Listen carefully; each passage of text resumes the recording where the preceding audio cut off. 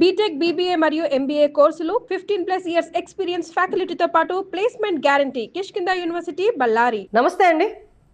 ఇప్పటిదాకా మన వార్తల్లో చూస్తూనే ఉన్నాము.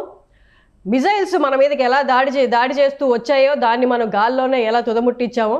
కానీ ఇక్కడ ఇండియన్ మెగాస్టార్ ఇంకొకటి ఉంది, దాని గురించి మనం ప్రత్యేకంగా మాట్లాడుకోవాలి. సైలెంట్గా దాని పని చేసుకుంటూ పోతుంది. మనం ఇంతకు ముందు నుంచి కూడా విన్నాం, గర్వంగా చెప్పుకుంటూ వచ్చాం. మన దగ్గర ఏముంది అంటే ఐఎన్ఎస్ విక్రాంత్ ఉంది అని. ఇప్పుడు దాని పని మొదలు పెట్టింది. దాని గురించి మనం మాట్లాడితే వాళ్ళు మనతో ఉన్నారు పొలిటికల్ అనలిస్ట్ చంద్ర శ్రీనివాస్ గారు. నమస్తే సార్. నమస్కారం అండి.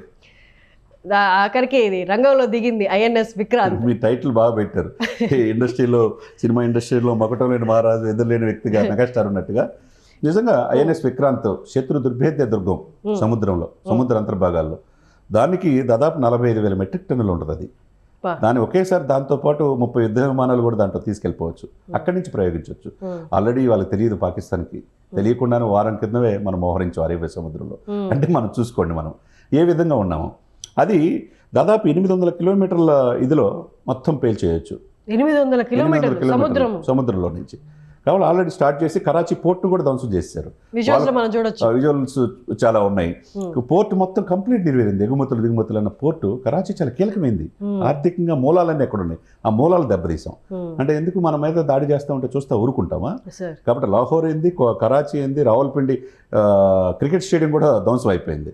ఇక్కడ నేను ఇప్పుడు మీరు చెప్పే పాయింట్ ఆఫ్ వ్యూలో శత్రు దుర్భేద్య దుర్గంగా ఎందుకు ఐఎన్ఎస్ విక్రాంత్ అని అంటారంటే, ఆ రోజు నుంచి ఈ రోజు వరకు కూడా ఐఎన్ఎస్ విక్రాంత్ అంతకుముందు వార్లో కూడా 1971 వార్ కావచ్చు, అది చాలా పవర్ఫుల్గా తీర్చిదిద్దారు. ఆ రోజు పాలకులు కావచ్చు, ఇప్పుడున్న దాన్ని కంటిన్యూ చేస్తా దాని అధునాతనమైన ఇదిని టెక్నాలజీని అందిపుచ్చుకుంది. ఇందాక చెప్పినట్టు 45,000 మెట్రిక్ టన్నులు సామర్థ్యం ఉన్నది.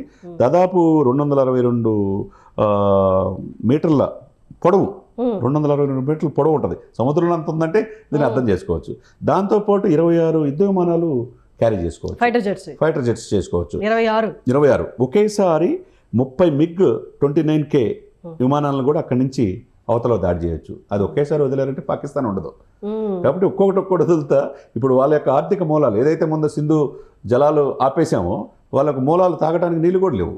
వాటర్ బాటిల్ 100 రూపాయల పరిస్థితి. బ్రెడ్ కొనుక్కోవాలి 20 రూపాయల బ్రెడ్ 120 రూపాయలు. టమాటాలు 15 రూపాయల నుంచి 100 రూపాయలు కొనుక్కుంటున్నారు. అంటే ఆ పరిస్థితి ఎందుకు వచ్చింది? మీకు సింధు జలాలు అంటే మీరు శాంతికాముఖంగా ఉంటాం, అది ఆపలేరు అనుకున్నారు. ఫస్ట్ దెబ్బ అక్కడ కొట్టారు.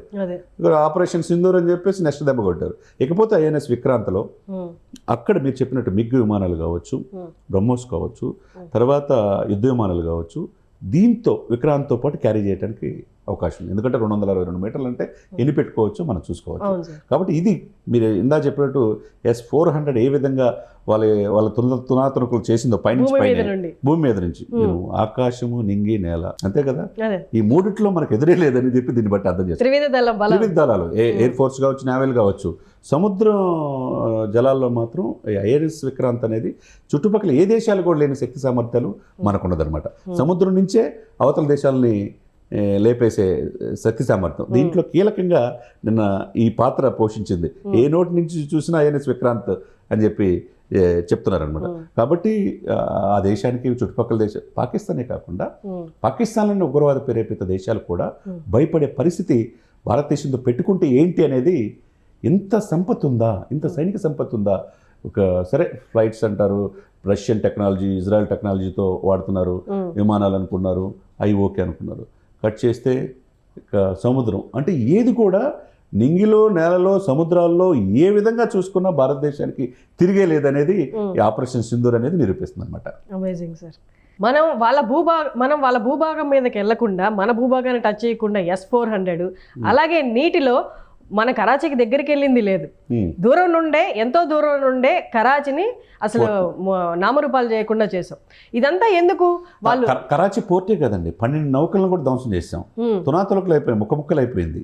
అంత పవర్ఫుల్ అనమాట ఐఎన్ఎస్ విక్రాంత్. నిన్న నైట్ తెలిసిపోయింది వాళ్ళకి వాళ్ళు ఏందనేది. అందుకనే 1971 పునరావృతం అయింది. మనం ఆ రోజు తర్వాత ఇప్పుడు చాలా సంవత్సరాల తర్వాత ఈ వాతావరణం చూస్తున్నాం. అప్పుడు దేశం కాదు, ఇప్పుడు 10 శక్తి సామర్థ్యాలు భారతదేశానికి సైన్యానికి తోడైనవి. కాబట్టి మన దేశ సైన్యం, దేశం కోసం పనిచేసే వాళ్ళని హ్యాట్సాప్ చెప్పాలా. అది ఆర్మీ కావచ్చు, నేవీ కావచ్చు, ఎయిర్ ఫోర్స్ కావచ్చు. ఇప్పుడు ఎంత పవర్ఫుల్లో భారతదేశం ఈ యొక్క ఆపరేషన్ ద్వారా ప్రపంచానికి కూడా తెలియజేస్తాం అనమాట, ఒక పాకిస్తాన్కే కాదు. Exactly sir.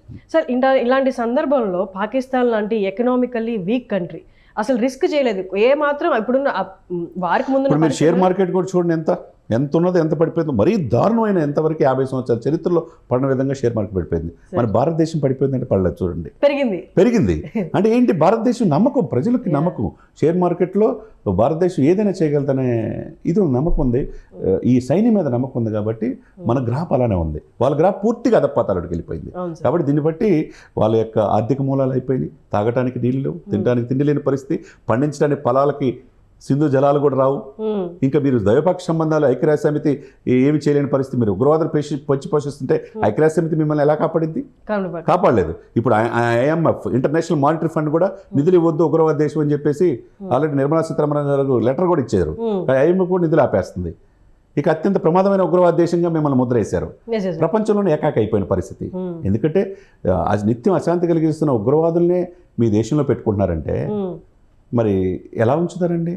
ఎగ్జాక్ట్లీ.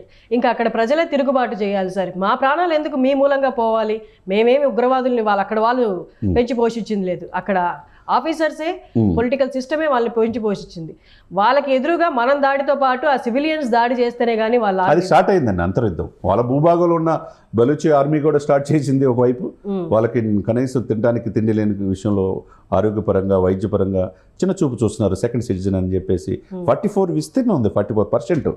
మనం 1947 ఆగస్టు 15 విడిపోయిన తర్వాత అత్యంత పెద్దది ప్రాంతం బలూచిస్తాను, కానీ వాళ్ళని చిన్న చూపు చూస్తున్నారు, వాళ్ళు ఎదగకుండా చేస్తారని ఆ కసితో 75 సంవత్సరాల పోరాటం మేడం. ఇదే అదునుగా వాళ్ళు పెట్టారు. వాళ్ళు కొన్ని నగరాల్ని స్వాధీనం చేసుకోవటం, 7 నగరాల్లో ఆ జెండా పాకిస్తాన్ జెండా తీసేసి బలూచి ఆర్మీ స్వంతంత్ర దేశం కావాలని పోరాడుతున్నారు. అది కూడా సద్యం అవుతుంది. భారతదేశం ప్రశంసిస్తున్నారు వాళ్ళు. ఎగ్జాక్ట్లీ.